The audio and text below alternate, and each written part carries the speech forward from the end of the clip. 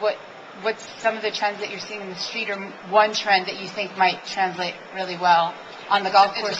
Yeah, or vice versa. Is there anything that you see that you like, that you see in mainstream?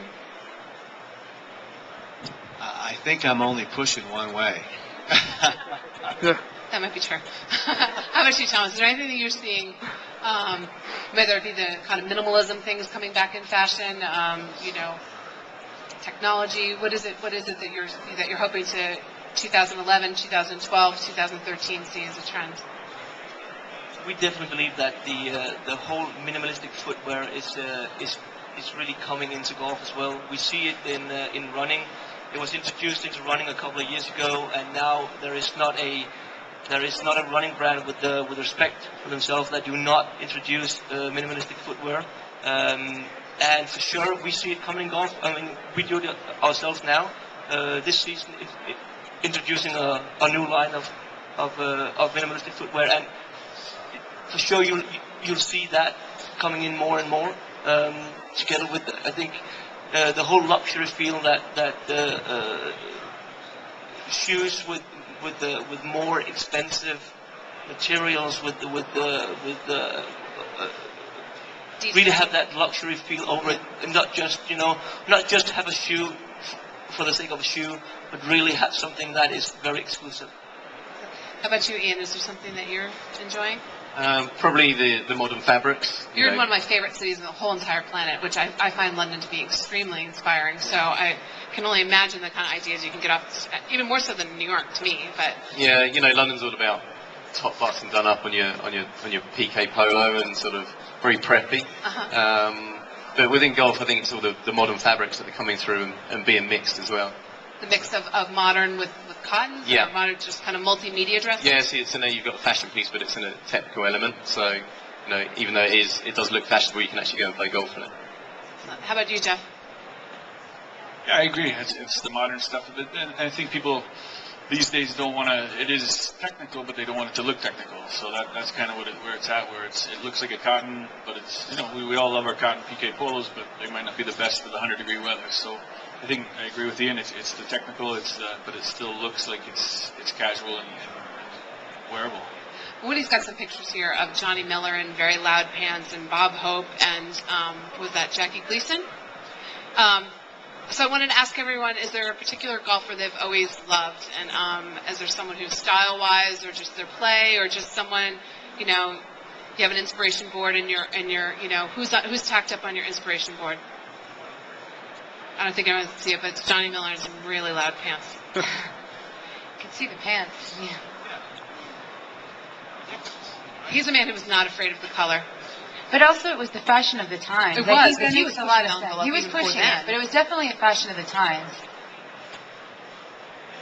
Bob Hope, it looks like he's wearing like a sofa, like fabric, right? Yeah. You go to old architect. I think you were going to say Salvation Army for the old sofas. And of course, we've got Jackie Gleason. And I think the key to what we're trying, what guy wouldn't want to be back in Palm Springs in 1970 on the patio with the low roofed house and the sheet glass windows, sipping the beverage of choice after getting on the golf course. I can't imagine living life any other way, and I think we're just trying to educate guys that might not be as old as I am, that there used to be that culture, that desert, palm tree, patio, California culture that just says... So you're in a particular moment in time. It's not one golfer, you're in a particular moment. I'm not working, I'm playing, and I might stay here for a little while, and I may not make it back to the office. Leisure. A very Don Draper thing. Actually, I love that picture you have of Jackie Gleason, because a large man never looked so good in such a loud bottom. Maybe that helps. I don't know, maybe it balances it.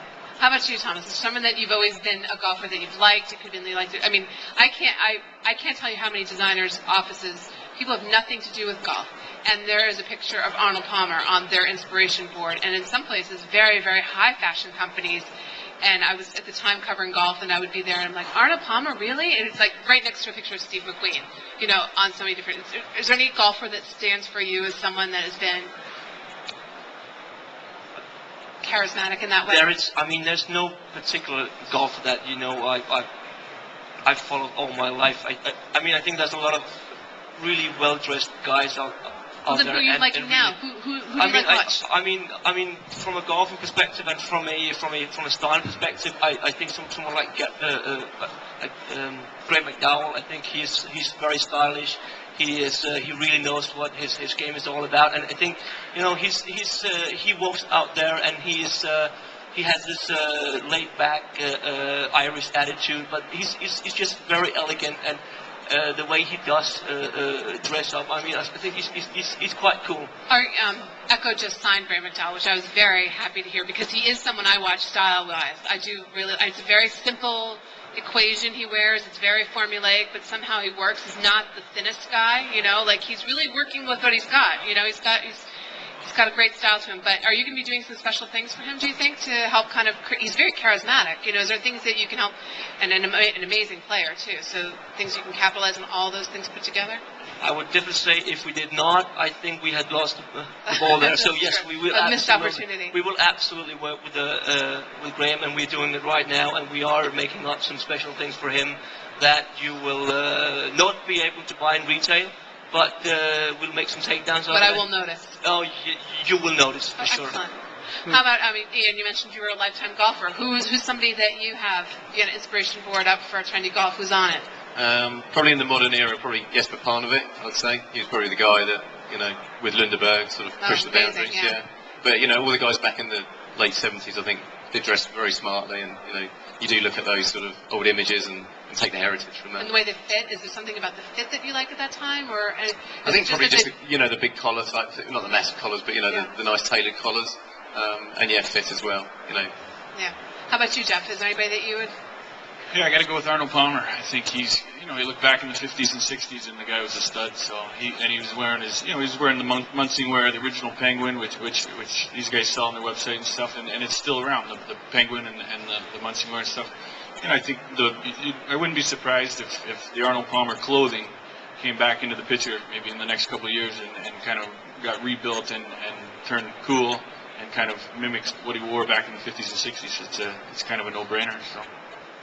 There was this great picture that was hanging in Golf Digest's office for years that was a Nancy Lopez picture. I love that. That was a Nancy Lopez picture, and she had this amazing A-line skirt that had, a little side slit and striping down the front. But I would every she time had the headband. Headband was very that girl. It was I'm sure if the ones from overseas would understand that reference, but it was that's one picture that I always loved, and I was like, I want this, and it's not easy to find this, How about you, Argy? Is there something that?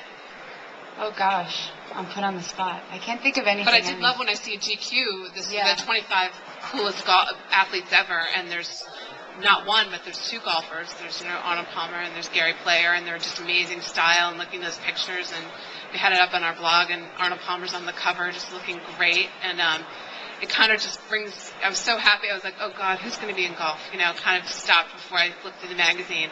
But I did love to see that, it got its due next to all these great, next to Joe Namath and things like that. So I think that's the great thing about being able to look back at something. If you're far enough away from it, even 1986 will probably look really great to us in like 20 years or something. Yeah. Well, the neons are definitely back in. That was definitely interesting.